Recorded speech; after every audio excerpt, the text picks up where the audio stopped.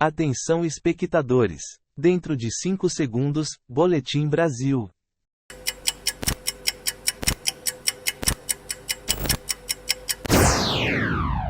Avião de pequeno porte cai em avenida movimentada de São Paulo e atinge um ônibus.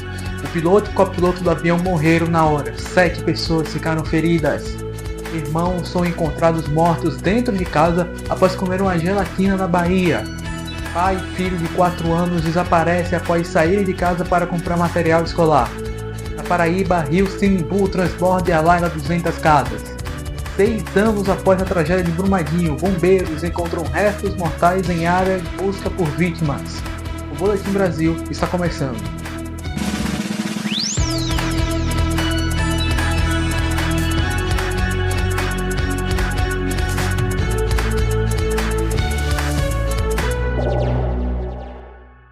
Um avião de pequeno porte cai em uma avenida movimentada na cidade de São Paulo e atinge um ônibus. 2 pessoas foram mortas. O acidente aconteceu em uma avenida movimentada no bairro da Barra Funda, zona oeste da capital paulista. Ao tentar pousar no local, o avião atingiu um ônibus que transportava passageiros e explodiu. As 2 pessoas que estavam no avião morreram. Os seus corpos estavam carbonizados. Outras 7 pessoas foram socorridas em solo. O acidente aconteceu por volta das 7h20 da manhã. A aeronave saiu do aeroporto do Campo de Marte e o seu destino final seria a cidade de Porto Alegre. Entre os feridos, há um motociclista que foi atingido por um destroço do avião e uma senhora que estava dentro do ônibus. Outras 5 pessoas foram socorridas e levadas para hospitais da região, incluindo o motorista do ônibus que teve uma crise de ansiedade. O modelo do avião é o King Air F90, fabricado em 1981. A polícia vai investigar as causas e eventuais responsabilidades pela queda do avião, juntamente com a aeronáutica com o CENIPA. Veja agora quem eram as vítimas fatais da queda do avião. As vítimas fatais deste acidente eram o advogado Márcio Lousana Carpena, de 49 anos, e o piloto Gustavo Carneiro Medeiros. Márcio Carpena era professor licenciado da PUC de Porto Alegre, palestrante motivacional e sócio majoritário do escritório Carpena Advogados, que tem escritórios em Porto Alegre e em Caxias do Sul. Ele deixa 3 filhos. 1 hora antes do acidente, ele postou em sua rede social o avião se preparando para decolar. Esse avião foi comprado pela empresa de Carpena no dia 11 de dezembro do ano passado. Gustavo Carneiro era formado em Administração e Ciências Aeronáuticas pela PUC do Rio Grande do Sul e acumulava quase 4.000 horas de voo como copiloto no modelo Embraer 190, utilizado em voos domésticos, e quase 2.000 horas de voo como comandante de ATR, avião utilizado para o transporte regional. 2 irmãos morreram após comer uma gelatina em Salvador. A mãe e o padrasto das crianças também passaram mal após se alimentarem dessa mesma gelatina. Os sintomas começaram depois que a família comeu o alimento na última terça-feira. A mãe Alexandra e os filhos Benjamin, de 7 anos, e Maria Valentina, de 5, tiveram um quadro da diarreia ao longo da quarta-feira e na madrugada de ontem, quinta-feira, quando, ao se levantar para fechar uma janela, a mãe percebeu que as crianças não estavam respirando. A mãe das crianças está internada em estado grave em um hospital da capital baiana. Já o padrasto, Jean da Hora, não precisou ser internado. A polícia suspeita que o caso se trata de um envenenamento. A seguir, rio Sinimbu transborda e inunda centenas de casas na Paraíba. Pai e filho saem de casa para comprar materiais escolares e desaparecem no interior do Ceará.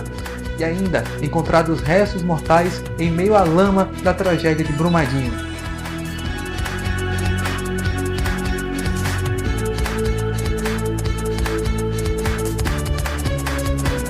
Toda segunda, quarta e sexta você fica muito bem informado aqui no Fala Mais Online. Eu, Alan Henrique, trago as principais notícias regionais sobre o mundo do rádio, da TV e da comunicação, com agilidade, credibilidade, opinião e com a sua participação. Não perca, o Fala Mais Online vai ao ar toda segunda, quarta e sexta, a partir das 8 da noite, ao vivo. Inscreva-se no nosso canal e siga o programa nas redes sociais.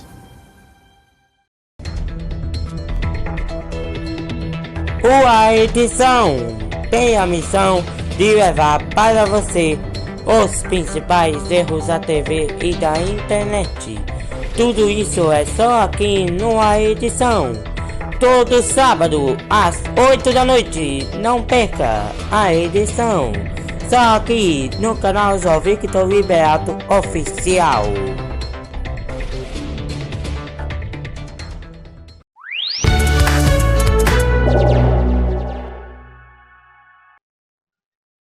Seis anos após a tragédia de Brumadinho, os bombeiros encontraram hoje restos mortais em área de buscas por vítimas.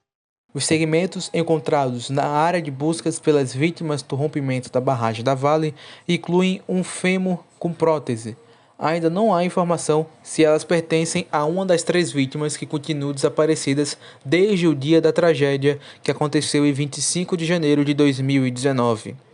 As 3 pessoas desaparecidas são Maria de Lourdes de Costa Bueno, que passava férias com a família em uma pousada que foi atingida pelos rejeitos; Natália de Oliveira Porto Araújo, que era estagiária da Vale e estava no horário de almoço conversando com o marido no momento da tragédia; e Tiago Tadeu Mendes da Silva, engenheiro mecânico que havia sido transferido para Brumadinho 20 dias antes da tragédia. De acordo com o porta-voz dos bombeiros de Minas Gerais, Tenente Henrique Barcelos, os restos mortais foram encontrados em uma área chamada Remanso 4, a 2 quilômetros da pousada Nova Estância, que foi destruída pela lama. Em nota, a Polícia Civil do Estado afirmou que os segmentos foram encaminhados ao Instituto Médico Legal de Belo Horizonte. Pai e filho estão desaparecidos há mais de uma semana no interior do Ceará. Lucas Pires Alves, de 25 anos, e Leonardo Souza Pires, de 4 anos, saíram de casa na cidade de Tururu para comprar o material escolar da criança e cortar o cabelo do mesmo, no dia 29 de janeiro.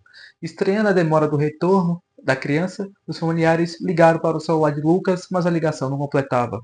À procura dos dois, eles foram até o salão de beleza. Os funcionários confirmaram que eles estiveram no estabelecimento. Depois disso, não foram mais vistos.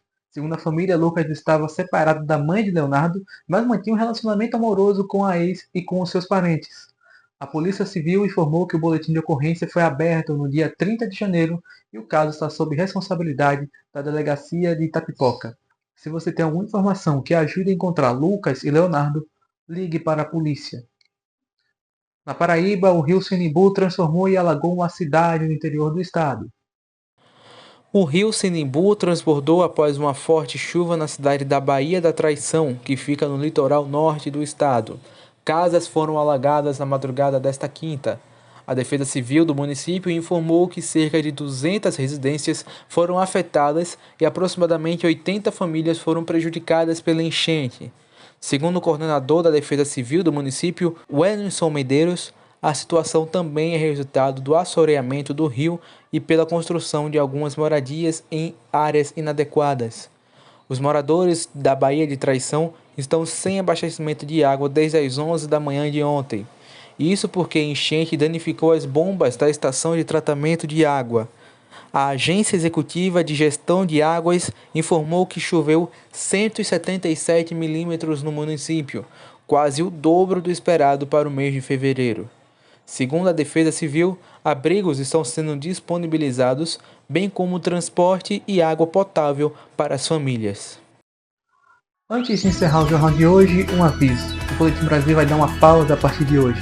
Semana que vem, as minhas aulas vão voltar e eu vou manter o foco 100% na faculdade. Nesse período, não vou conseguir fazer uma edição de Boletim Brasil como vocês estão acostumados a ver aqui no canal.